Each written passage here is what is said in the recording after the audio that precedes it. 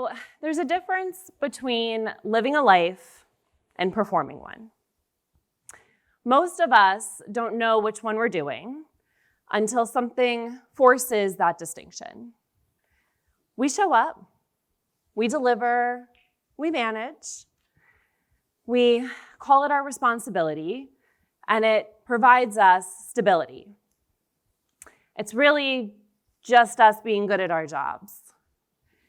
And if we're good at it, no one questions it, including us.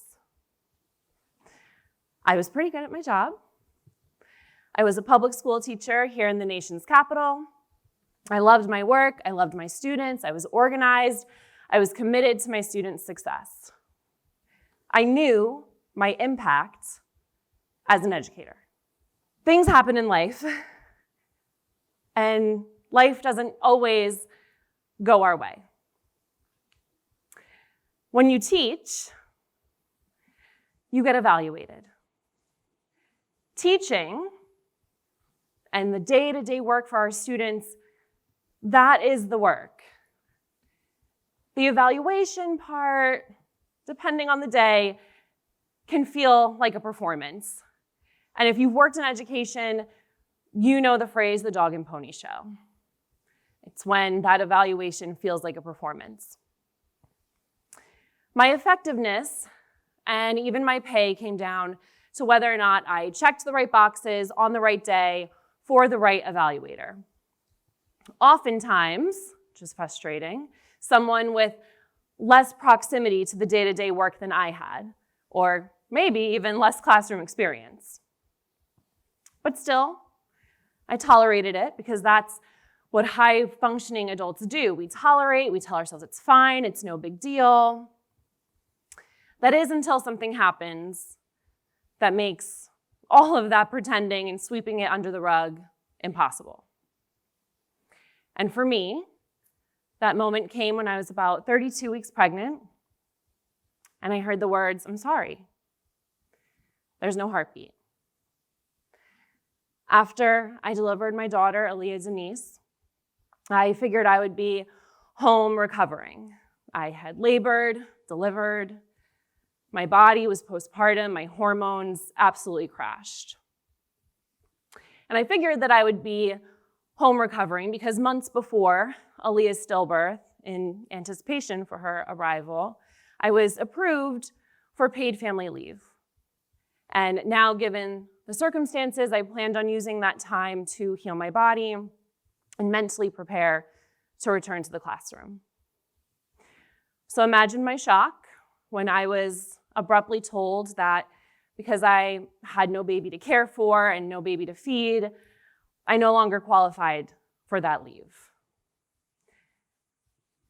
I had delivered an almost 4-pound baby, but that didn't matter. My body was still postpartum. So much about the experience was still a postpartum one. I just didn't have my daughter because she had died. And the school district had a choice.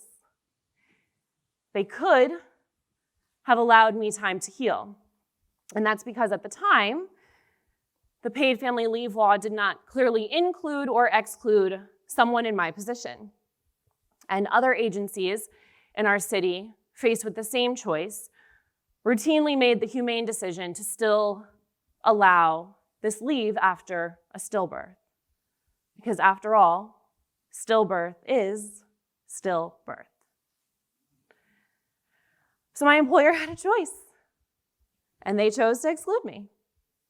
I was told my pre-approved leaves were being canceled and that I could reapply and just drain my sick leave instead.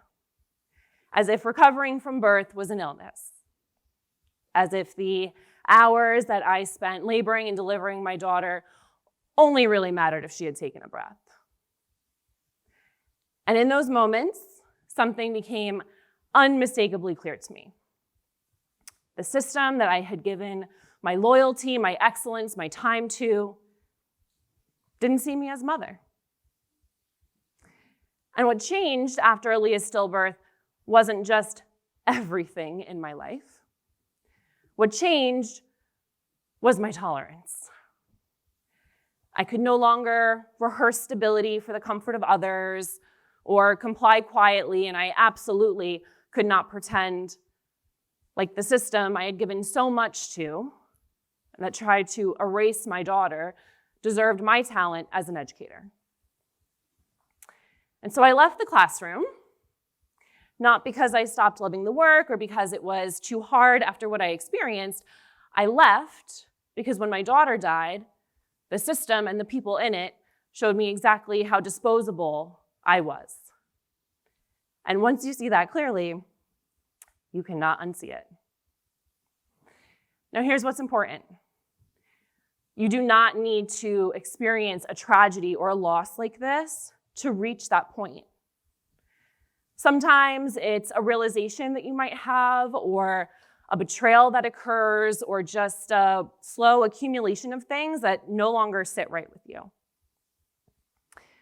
Intolerance does not come from or with a tragedy, but it does come from and with clarity. And clarity rarely arrives quietly. So we don't always change because we want to. We change because when we're tolerating, what we're tolerating becomes intolerable. And the tragedy and the grief, if that's a part of your story, is not the breaking point. The breaking point of it all is that moment that you can just no longer pretend. And when you experience a loss like this or someone close to you that you love, life can really seem to narrow. And grief becomes a part of everything, which makes sense, right? But you reach a decision point. You can allow that grief to shrink you, or you can allow it to sharpen you. That grief absolutely can shrink your life, or it can deepen it. And I will not even pretend like it's been easy. But I have tried to allow my grief to sharpen me, because the moment that I realized the treatment that I was receiving was intolerable to me, I knew I needed to do something else. Going back was no longer an option. About a month after Aliyah's stillbirth, I was in a particularly heated exchange over email with HR, and I was so frustrated at feeling like my daughter never existed, so I made what I now call a positive rash decision. And I decided to post a picture of me holding Aliyah in the hospital on social media, and in the caption, I gave a little bit of context as to my frustration. And it seemed like overnight, it went viral. I had calls from reporters all over the country, some even overseas.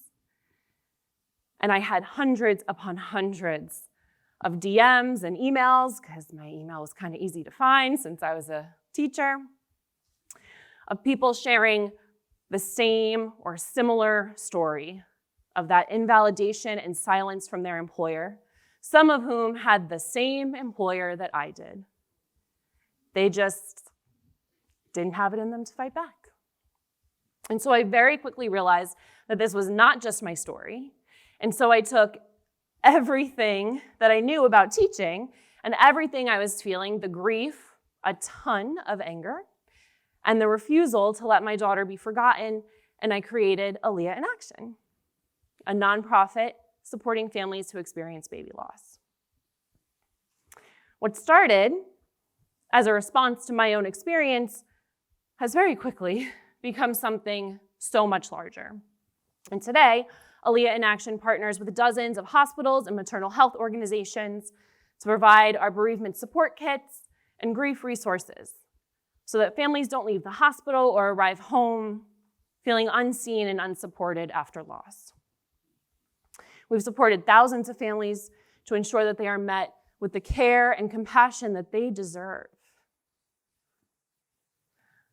After a loss like this, those first days and weeks and the treatment that you receive in them shapes everything for you in your grief journey that comes after. I've noticed, so after this, while I was getting Aliyah in Action off the ground and teaching myself how to run and build a nonprofit, I was also advocating for paid family leave laws here in DC for stillbirth families. And I'm very comforted to know that DC has amended the paid leave policy so that families who experience a stillbirth get the time that they need to heal. And the school district no longer gets to decide who is worthy or not. And throughout, thank you. Throughout this journey, I have realized that we are tolerating things long before anything in our life breaks or becomes disrupted. And it's not going to look the same for everybody. We all have a different journey. But that moment that something inside of you says and you feel, I'm not doing this anymore, that feeling is universal. The moment that something becomes intolerable for you, no matter what it is, you have a choice.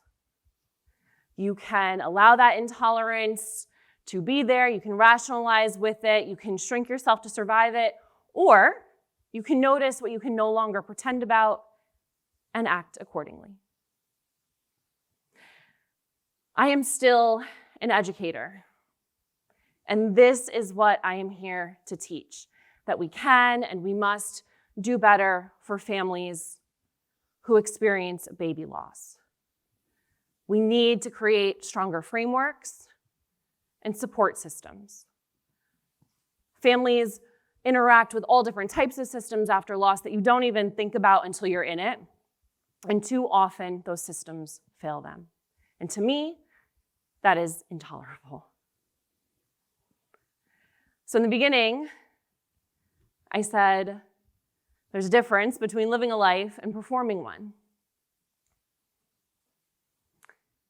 I did not choose what happened to me, but I chose what came next, and I continue to choose every day to be so grateful for the clarity that Aliyah has given me. As I said earlier too, clarity does not arrive quietly. Sometimes life can come in with a wrecking ball. And it's on you to really notice that and make a choice to do something about it. And when you do, it becomes a new responsibility. This is my responsibility now. It's not hope, it's responsibility. And when you realize what you can no longer tolerate, yes, you get an awareness of it, but you also gain a new sense of responsibility to yourself and maybe to others too.